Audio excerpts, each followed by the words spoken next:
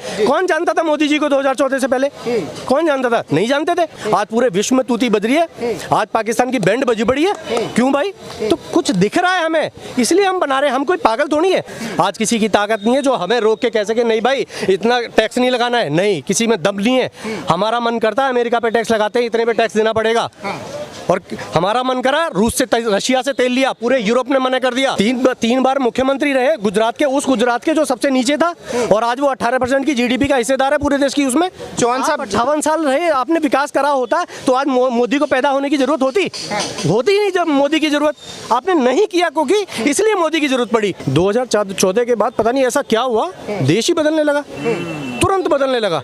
मतलब हर आदमी एक्टिव हो गया, हर आदमी को पता चलने लगा यार आज ये हो रहा है, आज वो हो रहा है। आज 370 हट गई सुबह सुबह। आज यार क्या कहते हैं पाकिस्तान के अंदर घुस गई सेना। मतलब रोज डेली न्यूज़ मिल रही है। कोविड आ गया यार, 3 वैक्सीन बना दी हमने, 50 देशों को फ्री में वैक्सीन बांट दी हमने। इतना अमीर देश कैसे बन गया? जिस देश पे कर्जा था, लोग कहते थे हर आदमी पे इतने लाख रुपए कर्जा है, आज वो देश वैक्सीन बांट रहा है फ्री में। आज वो देश श्रीलंका की मदद कर रहा है, आज वो देश अफगानिस्तान की मदद कर रहा है। आज वो देश अफगानिस्तान में इतने बड़े पैमाने पे वो वार हुआ, उससे वो लाया। यूक्रेन के अंदर वार हुई, यूक्रेन और रशिया जैसी कंट्री को बीच में रुकवा के लोग, पाकिस्तान के लोग भी हिंदुस्तान का झंडा लेके बाहर आ रहे हैं, बोल रहे हैं हम इंडिया से, और वो सैनिक को रोक के उनको बाहर निकाल रहे हैं। इतना बदलाव आ गया। तो क्यों आया चौहान साहब? हाँ जी, बदलाव आया क्या? क्योंकि नीयत साफ थी। नीयत साफ थी, देश के लिए कुछ करने का जज्बा था, इसलिए बदलाव आया। बदलाव ऐसे नहीं आते, ऐसे ही कोई मोदी नहीं बन जाता है। 52 साल की उम्र में पहला इलेक्शन लड़ा था और 17 साल की उम्र में घर छोड़ा था। 17 साल और 52 साल के बीच में जो मेहनत करी है उसका नतीजा है देश के लिए पल पल खपाया उन्होंने। और आज ये हमारा दुर्भाग्य है जो लोग नहीं पहचानने। लोग कहते रहे अरे ये तो चमचे हैं, ये तो वो हैं, कहते रहो, तो उससे क्या फर्क पड़ता है? महात्मा बुद्ध को भी गाली दी गई थी भाई साहब। यहाँ तो ये तो मोदी जी हैं, उनको भी फिर, लेकिन बाद में हुआ ना 10वें अवतार हैं महात्मा बुद्ध। यही एक समय आएगा जब लोग पहचानेंगे। लेकिन चौहान साहब विपक्षी तो बोल रहे हैं कि भाई मोदी जी डरे हुए हैं, गरीब हैं, चाहे एक गरीब चाय वाला देश कहाँ चला सकता है? 10 साल चला के तो दिखा दिया, 10 साल चला के दिखा दिया और मेजोरिटी से सरकार बनाई, दूसरी बार भी बनाई। तो ये दिखाता है ना कि हम लोग चाह रहे हैं कि मोदी जी दोबारा आए। तीन बार मुख्यमंत्री रहे गुजरात के, उस गुजरात के जो सबसे नीचे था, और आज वो 18% की जीडीपी का हिस्सेदार है पूरे देश की। उसमें तो वो किस लिए भाई? एक आदमी को इसलिए प्रधानमंत्री बनाया कि वो 3 बार मुख्यमंत्री रह के उस राज्य को सबसे रईस राज्य की गिनती में उसने खड़ा कर दिया। हमने कहा भाई ये बंदा ठीक है, और आज वही हुआ। आज पूरे विश्व में तूती बज रही है, आज पाकिस्तान की बैंड बजी पड़ी है। क्यों भाई? तो कुछ दिख रहा है हमें, इसलिए हम बना रहे हैं। हम कोई पागल थोड़ी है। कौन जानता था मोदी जी को 2014 से पहले? कौन जानता था? नहीं जानते थे। अब ऐसे कैसे जान गए? अगर चलो 5 साल हमने एग्जाम्पल के तौर पे ले लिए, चले यार 5 साल बना दो, फिर दोबारा क्यों बनाएंगे भाई?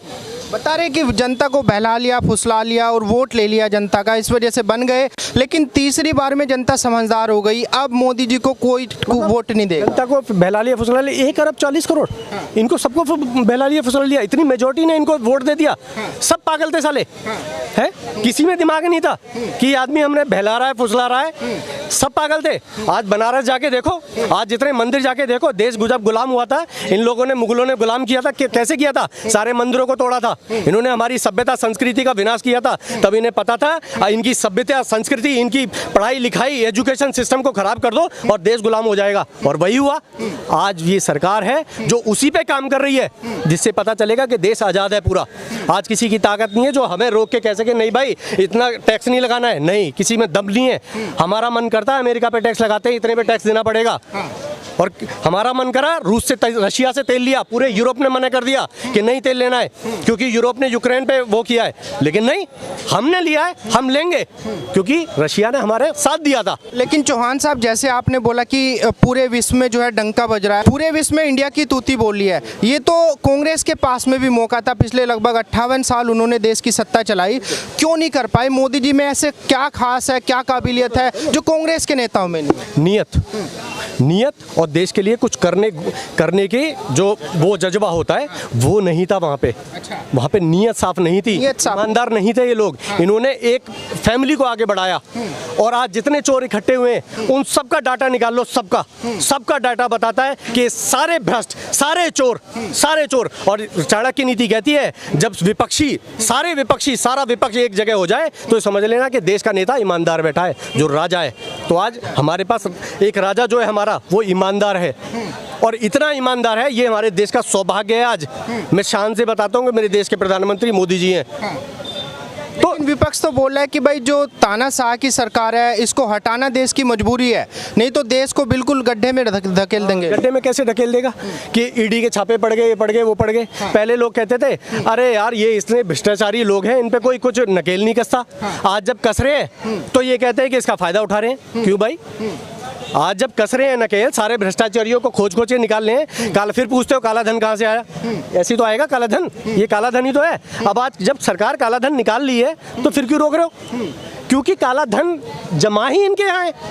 तो विपक्ष का तो काम ही ये है, काला धन इन्हीं के यहाँ है। अब लालू प्रसाद यादव जेल में, मतलब जमानत पे बाहर है आदमी, और वो बताओ गठबंधन कर रहा है। अंधे हैं क्या लोग? अगर फिर भी लोग वोट देंगे, मैं तो उनसे बड़ा मतलब पापी समझता ही नहीं किसी को, कि मतलब कांग्रेस के नेता पता है कि चोर है। सुप्रीम कोर्ट ने सारे कोर्टों ने बोल दिया भैया चोर है ये, और आप उनको वोट दे रहे हो। जैसे कांग्रेस के नेता रणदीप सुरजेवाला जी बहुत बड़े नेता हैं, बहुत बड़ा ओहदा है उनका कांग्रेस के अंदर, मीडिया सेल के हेड भी रहे हैं, और अभी उन्होंने लेटेस्ट एक था बीजेपी को वोट करी है, वो सब राक्षस हैं। देश के लगभग 37 करोड़ लोगों को जिन्होंने बीजेपी को सपोर्ट किया, वोट दिया, डायरेक्टली इनडायरेक्टली सपोर्ट किया, बोले कि सब जो है राक्षस हैं। क्या लगता है जो आदमी, जिस पार्टी का बड़ा नेता, सीनियर नेता, जिसने राजीव गांधी के साथ भी काम किया और इंदिरा गांधी के साथ भी काम किया, वो आज कह रहा है सारी जनता को यार देखो अभी तो बीजेपी को वोट दे रहे, पहले तो कांग्रेस को भी देते रहे होंगे, किसी और पार्टी को भी देते रहे होंगे, और वो उन सबको चोर बता रहा, पापी बता रहा है, और कह रहा मैं श्राप देता हूँ। मतलब इन लोगों की मानसिकता देखो, संसद भवन के अंदर आप फ्लाइंग किस कर रहे हो, इनकी मानसिकता देखो। मतलब क्या इनका जो अपना कह रहे हैं कि हम प्यार बांट रहे हैं, कह रहे हैं कि हम प्यार ऐसे बांटा जाता है क्या? है मैं अभी फ्लाइंग किस करता रहूं, अभी जूते चप्पल पड़ने लगेंगे, अभी प्यार बढ़ जाएगा मेरा सारा। ये प्यार का सिस्टम नहीं होता कि आप अपनी बहन को स्टेज पे किस कर रहे हो। प्यार अपने घर में दिखाओ आप यार, ये कोई तरीका थोड़ी है प्यार निभाने का। शिष्टाचार होते हैं लोग, मोदी जी के राष्ट्रपति प्रधानमंत्री पैर छू रहे हैं, आके बॉस बता रहे हैं, शिष्टाचार ये होते हैं, ये नहीं होते। अपनी सिस्टर को आप मंच के ऊपर, अभी ये कह रहा था अरे बहन है, बहन को कैसे भी चूम सकते हो, ऐसे कैसे चूम लोगे आप? एक मर्यादा होती है हर रिश्ते की, आप उस मर्यादा में रहो ना। लेकिन उसको पता ही नहीं है मर्यादा में रहना कैसे है। बस क्योंकि मैंने 3000 किलोमीटर यात्रा कर ली, मुझे प्रधानमंत्री बनाओ। मैंने इतनी भरी ठंड में टी-शर्ट में यात्रा कर ली, मुझे प्रधानमंत्री बनाओ। कह रहे हैं कि भाई हमारे जो राहुल गांधी जी नेता जी, वो खुले विचारों के हैं। हाँ, खुले विचारों के। मैंने पता है कपिल शर्मा को बोला था कि तेरा बुरा टाइम आएगा। दारू पी के वो सबको वो समझने लगा था कि मेरे से बड़ा कॉमेडियन आएगा ही नहीं। मैंने बोला चैलेंज करता हूँ, तेरे से बड़ा कॉमेडियन आएगा। भाई साहब राहुल गांधी को सैल्यूट करता हूँ, उसने उसकी मिट्टी खराब कर दी। हाँ भाई, हर बंदे का वक्त आता है। आज राहुल गांधी ने बता दिया कि बेटा कपिल शर्मा अपनी हद में रहियो, और उन्होंने बता दिया आज अपनी औकात में है कपिल शर्मा। उससे बड़ा कॉमेडियन आ गया। तो कॉमेडियन बता रहे हैं, लेकिन कांग्रेस पार्टी बोल रही है कि भाई कोई मोदी जी को झुका सकता है तो केवल राहुल गांधी है। कहने से क्या होता है, कैसे झुका दोगे आप ये कह दो मैं तो अभी एवरेस्ट पे चढ़ के आया हूँ, मैं मान लूंगा क्या? पागल हूँ क्या मैं? मुझे नहीं दिखाई देता है जो आदमी आलू से सोना निकाल रहा है दूसरी तरफ से मशीन में, ऐसे कैसे पॉसिबल है भाई? आपके पास विजन नहीं है यार देश को चलाने के। केवल यात्राएं करने से, बाइक पे घूमने से देश चल रहा है क्या? है देश चलता है विजन से। आपके बताने मतलब आप क्या देश को दोगे, आप कैसे विकास लाओगे, कैसे आप करोगे सपोर्ट, कैसे किसानों की आय बढ़ाओगे, कैसे गरीबों की आय बढ़ाओगे। आज 6 करोड़ से ज्यादा लोग गरीबी की रेखा से ऊपर निकल गए 10 सालों में। कितना मतलब देश जीडीपी आज हमारी तीसरे नंबर की वो है। अब ये विकास होता है तो विकास तो करके दिखाने से होता है। चौहान साहब 58 साल रहे, आपने विकास करा होता तो आज मोदी को पैदा होने की जरूरत होती ही नहीं। जब मोदी की जरूरत आपने नहीं किया क्योंकि इसलिए मोदी की जरूरत पड़ी, इसीलिए मोदी। हाँ बिल्कुल। अच्छा चौहान साहब, जैसे आपने बोला कि भाई मोदी जी को लोग बॉस बोल रहे हैं, उनके पैर छू रहे हैं, तो विपक्ष से हमेशा इस बात को मुद्दा बना के उठा रहे हैं, इस बात को संसद में उठाया गया, इस बात को कांग्रेस के नेताओं ने ट्वीट किया, लगातार बयानबाजी हुई कि भाई मोदी जी क्या साबित करना चाहते हैं ये सब दिखा के, क्योंकि क्योंकि वो तस्वीरें तो पूरी दुनिया ने देखी जब मोदी जी के पैर छुए, तो बता रहे हैं कि मोदी जी वो काबिलियत रखते नहीं जो दिखा रहे हैं लोगों को। अब मतलब अब ये भी उनकी गलती है, कोई आके मेरे पैर छू ले, ये मेरी गलती है। अब रजनीकांत ने जाके योगी जी के पैर छू लिए, अब ये किसकी गलती है? अरे भैया वो सामने वाले को पता है उसकी औकात क्या है, उन्हें पता है योगी आदमी है और सही से देश चला रहा है। उन्हें उसे पता था कि अफ्रीकन राष्ट्रपति को पता था भैया किस, क्योंकि हमने फ्री में वैक्सीन बांटी है, उनकी सेवा करी है, लोगों की, गरीबों को दिखाया है, तो इसलिए पैर छुए। इसलिए नहीं कि कैसे भी कोई भी आके आएगा और हम पैरों में पड़ जाएंगे। कोई भी देश ऐसे पैरों में नहीं पड़ता है। आज श्रीलंका में जाके कोई इंडियन चला जाए, क्योंकि हमने दिया है उनको काबिलियत है, हमने दिखाया है दुनिया को। आज पाकिस्तान आए ना, आके दिखाए।